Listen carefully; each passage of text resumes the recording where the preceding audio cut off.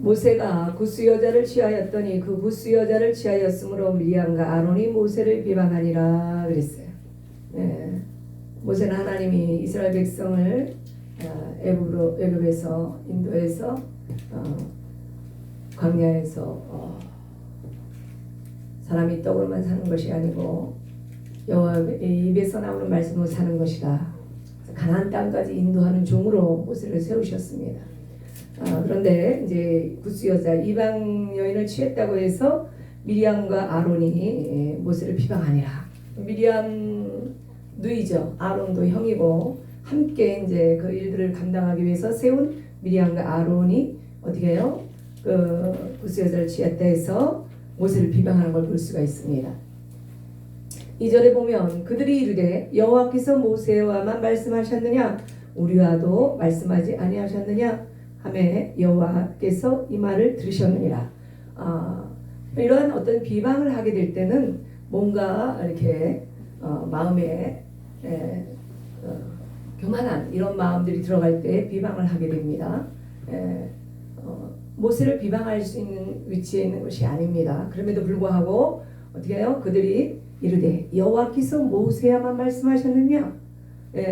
여호와가 우리하고도 말씀하신다. 우리하고도 말씀하시지 아니하셨느냐? 이 부분에 어떻게 교만의 그것이 생길 때는 어떻게 해요? 함께하는 그 종에 대해서 어떻게 비방할 수 있고 또 판단할 수 있고 거스를 수도 있고 이런 일들이 생깁니다. 그럴 때 어떻게 해요? 여호와께서 이 말씀을 들으셨느니라. 이 말씀을 그대로 들으시는 하나님 우리가 볼 수가 있습니다. 그래서 듣고 어떻게 해요?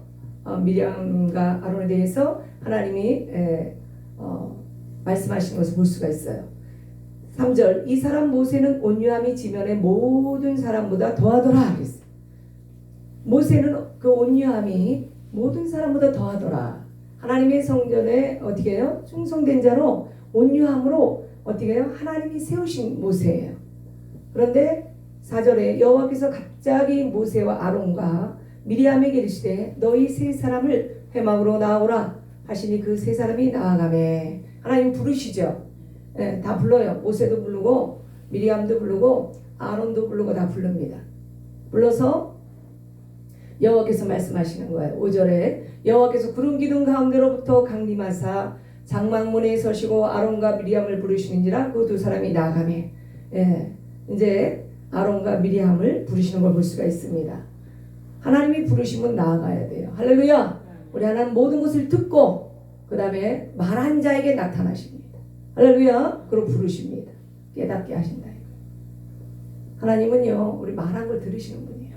그리고 그거에 맞지 않다. 그리고 깨닫게 하시는 분이 하나님이세요. 나타내 보여주시는 것이 하나님이에요. 구약에는 직접 나타나셨어요. 할렐루야. 신약에도 나타납니다. 하나님의 영을 통해서 나타납니다. 깨닫게 하시고 알게 하십니다. 동일한 하나님이십니다. 그래서 이르시되 내 말을 들으라. 내 말을 들으라고 말씀하십니다. 너희 중에 선지자가 있으면 나 여호와가 환상으로 나를 그에게 알리기도 하고 꿈으로 그와 말하기도 하거니와. 어떤 선지자의 영이 있을 때는 환상과 꿈으로도 이렇게 말씀을 합니다. 근데 그게 다가 아니에요. 그런데 아론과 미리암은 그게 하나님이 다 자기 어떻게 해요? 우리의 말도 우리에게도 말씀하시지 않느냐? 이렇게 생각하는 착각이 들어간 거예요. 할렐루야. 그때 하나님이 말씀하시는 게 7절에 보면 내 종 모세와는 그렇지 아니하니 환상과 꿈으로 그 정도로만 보여준 게 아니라는 거예요. 왜냐하면 미리암도 아론도 모세와 함께 일을 할 자들입니다. 그렇기 때문에 선지자의 영으로 꿈과 환상은 열어줍니다. 근데 그걸로 죄를 지라는 것이 아니에요.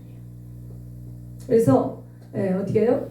그 정도로 하나님이 나에게 말씀하신다 이러고 어떻게 해요? 모세에게 비방하는 수 있는 그것이 될 수가 없다라는 것입니다. 모세는 내 종 모세는 그렇지 아니한다 그랬어요. 그는 내 온 집에 충성함이라. 이 모세는 어떻게 하나님의 집에 충성된 자라는 것입니다. 그래서 다르다라는 거예요. 그와는 내가 대면하여 마주보고 얼굴을 대면하여 어떻게 명백히 말한다. 모세에게는요 대면하여 명백히 말씀하신다는 거예요. 꿈으로 환상으로 그 정도가 아닌 거예요. 명백히 대면해서 하나님 말씀하시는 거예요. 말씀으로 듣게 하시고 말씀하시고. 예. 지성소 안에 시온자 보좌가 있습니다. 그 보좌 앞에서 내가 내 백성이 어떻게 할 거를 내가 말한다 그랬어요. 그것을 듣고 그것을 행하게 하는 것이 어떻게 해요? 대면하는 거죠. 모세에게는 대면해서 말을 한다는 거예요. 명백하게 말한다는 거예요.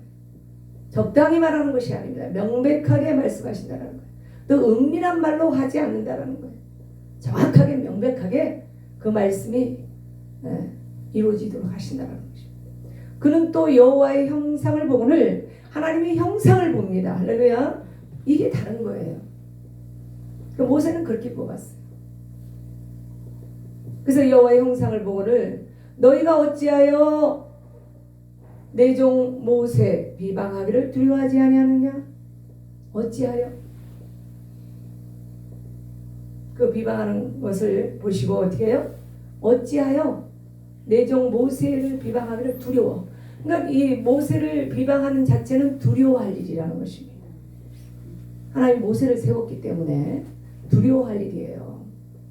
그런데 그것을 알지 못한다는 거예요. 그들을 향하여 어떻게 진노하시고 떠나시네. 진노하십니다. 하나님 직접 나타나셔서 진노하십니다. 그리고 어떻게 해요? 떠나시는 것을 볼 수가 있습니다. 하나님이 떠나신다는 거예요. 진노하시고. 우리 하나님이 함께 하시는 줄 믿습니다. 예, 이렇게 어떤 그 종의 관계가 잘못되고 이런 걸로 인해서 하나님의 진노가 임하고 떠나는 일들이 일어나면 안 되는 것입니다. 할렐루야. 예, 우리 진노에 대해서 다시 한번 보겠습니다. 진노. 로마서 2장을 한번 보겠습니다. 마지막 때는 심판 아래 죄가 있습니다. 하나님의 심판이 있습니다. 그래서 정말 우리가 어떠한 심판에도 걸리지 않아야 되는 줄 믿습니다. 로마서 2장. 그러므로 남을 판단하는 사람아 누구를 막론하고 내가 핑계하지 못할 것을 남을 판단하는 것으로 내가 너를 정죄함이니 판단하는 내가 같은 일을 행함이니라 그랬어요. 이런 일을 행하는 자에게 하나님의 심판이 진리대로 되는 줄 우리가 아노라. 예, 판단하는 것 이게 어떻게 해요? 다 하나님의 어떻게 해요? 심판 때 진리대로 되는 줄 우리가 아노라. 아니 그냥 판단했는데 그냥 비방했는데 그냥 거슬렸는데 예, 어떻게 해요? 이런 일을 행하는 자에게 하나님의 심판이 임한다는 거예요. 진리대로 되는 줄 우리가 아노라. 알아야 돼요. 비방이나 판단이나 이런 거스르면 이런 것들은 다 뭐예요? 사탄으로부터 오는 것입니다. 교만으로부터 오는 것이에요. 그렇기 때문에 심판할 수밖에 없습니다. 진리입니다 이것이. 그래서 이런 일을 행하는 자에게 하나님의 심판이 진리대로 되는 줄 우리가 아노라. 옛사람 옛성품이 아직 어떻게 그 쓴뿌리가 빠져나가지 아니하므로 이런 일들이 일어날 때 하나님은 심판하신다는 것입니다. 이런 일을 행하는 자를 판단하고도 같은 일을 행하는 사람아 내가 하나님의 심판을 피할 줄 생각하느냐? 피할 길이 없다라는 거예요. 할렐루야. 네. 오늘 이 말씀이 굉장히 중요한 말씀이에요. 여러분 마지막 때는 사탄은 이런 걸 통해서 교회를 무너지게 하고 종들의 관계가 무너지게 하고 하나님의 이름 이루지 못하는 일들을 하게 하는 것을 많이 볼 수 있습니다. 그래서 심판을 피할 줄 생각하느냐? 피할 길이 없다 이거예요. 이게 성전 안에서 이루어지는 거예요. 세상에서 이루어지는 일이 아니에요. 이 하나님의 심판이 이것이 세상 밖에서 이루어지는 것이 아닙니다. 성전 안에서 우리 하나님은 외모로 취하지 않아요. 중심을 봅니다. 근데 중심을 보지 못함으로 일어나는 일들이 되는 것입니다. 그래서 심판을 피할 줄 생각하느냐? 혹 내가 하나님의 인자하심이 너희를 인도하여 하나님의 인자하심이 하나님은요 인자하심이 무궁무진합니다. 얼마나 오래 참으시는지 몰라요. 네? 할렐루야. 오래 참습니다. 그래서 회개하기를 바라는 거예요. 그래서 인자하심이 어떻게 해요? 너를 인도하여 그 하나님의 인자하심을 통해서 어떻게 해요? 회개하게 하심을 알지 못하여 하나님 어떻게 해요? 깨닫게 하시고 회개하게 하신다. 회개해야 돌이킬 수 있는 것입니다. 이 심판을 면할 수 있는 것입니다.